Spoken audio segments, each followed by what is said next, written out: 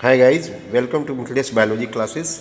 अभी अभी सीबीएसई का वेबसाइट देखने से कुछ हलचल प्रतीत हो रही है। लगता है कि अभी ये लोग कुछ नोटिफिकेशन लोड करेंगे, लेकिन अभी तक ऐसा कुछ नहीं हुआ। लेकिन आप इंतजार कीजिए, हो सकता है कि रिजल्ट आपके बारे कल तक निश्चित रूप से आ जाए।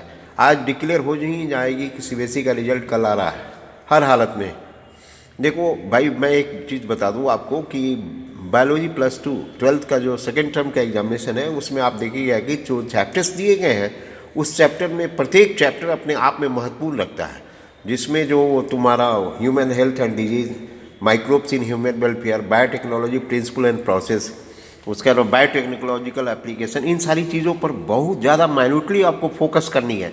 जब तक आप माइन्यूटली फोकस नहीं करेंगे, तब तक आपको उस पर राइटिंग स्किल डेवलप करनी है। कैसे लिखना है, लिख कर बार बार प्रश्नों का उत्तर अपने टीचर से दिखाइए, करेक्ट करेंगे, तब आप जाके एक्यूरेसी होगा। Never try to write first time in the examination hall. कभी भी एग्जामिनेशन हॉल में फर्स्ट टाइम लिखने की कोशिश ना करें।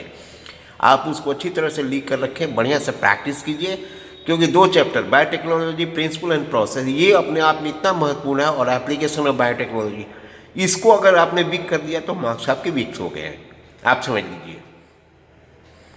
राइटिंग स्किल डेवलप करना, इकोलॉजी में 2 ही चैप्टर है, बायोडाइवर्सिटी एंड एप्लीकेशन, उसके बाद पॉपुलेशन एंड इन्वायरमेंट जो चैप्टर है, ये कुछ खास नहीं है। इसमें कुछ बेसिक प्रिंसिपल इन्वॉल्व नहीं है। सिर्फ जो फैक्चुअल चीज़ है, उस फैक्चुअल चीज़ को जानकर अपने शब्दों में उसको लिख देना है।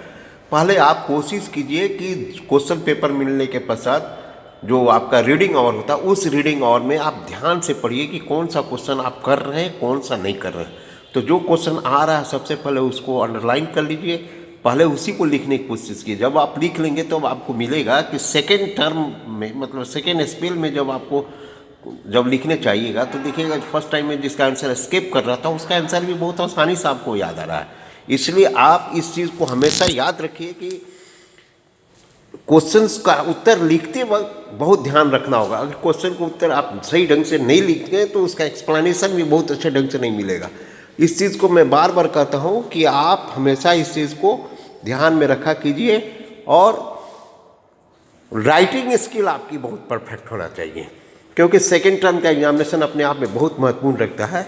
सेकेंड टर्म में आप अपनी उन सारी गलतियों को पाइलअप कर सकते हैं जो कि फर्स्ट टर्म में आपने गलती की थी, वो आप पाइलअप कर सकते हैं, आपको रिकवर कर सकते हैं, ब्रीज कर सकते हैं। हमने ध्यान में रखना है। फिर प्रैक्टिकल से संबंधित जैसे ही नोटिफिकेशन कोई आता है, मैं आपसे बात करूंगा। तब तक आप अपने आप को कॉन्फिडेंट बनाए रखिए। रिजल्ट के बारे में बी पॉजिटिव, हमेशा रिजल्ट आपका अच्छा रहा है, अभी भी अच्छा होगा। और टर्म 2 के बारे में अब ज़्यादा फोकस कीजिए, क्योंकि टर्म 1 में तो जो आपने किया होगा हो गया। वहाँ पर रिजल्ट का मैनिपुलेशन सिर्फ आप ही कर सकते हो, दूसरा कोई नहीं कर सकता है। टर्म 2 में जहाँ सब्जेक्टिव ऑब्जेक्टिव का एमलगमेशन है, उसको मैनेज करना है, उसको ध्यान से देखना है। Thank you.